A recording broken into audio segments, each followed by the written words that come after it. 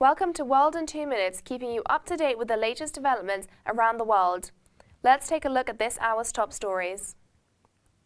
The Director of Intelligence and Security said the Costa Rica government will investigate undercover U.S. programs operated from the Central American country and using its citizens in a ploy to destabilize the government in Cuba.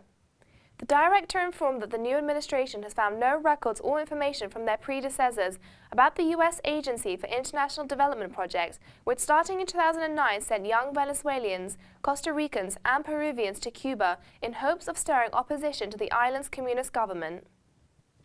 Israel bombed an apartment tower in downtown Gaza City on Saturday, collapsing the 12-story building into an unprecedented strike. The violence signaled that a speedy resumption of truce talks is unlikely, despite another appeal by mediator Egypt. Gaps between Israel and Hamas on a border deal for blockaded Gaza remain vast, and repeated rounds of talks have ended in failure. Talks to end Colombia's 5-decade conflict have entered what the government called a decisive phase as army officers and FARC rebels began work on the terms of an eventual ceasefire.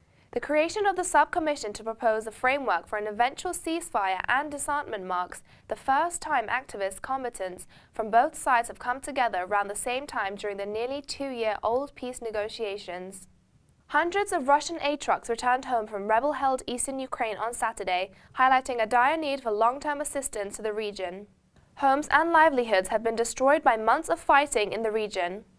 Ahead of a much-anticipated meeting on Tuesday between the presidents of Russia and Ukraine, German Chancellor Angela Merkel held talks in Kiev with Ukrainian officials and expressed hope for a peaceful solution to the conflict that has claimed more than 2,000 lives. With this story, we have come to the end of this hour's top stories. You can always find more at trtworld.com. Until we meet again in 2 hours, stay tuned. Goodbye.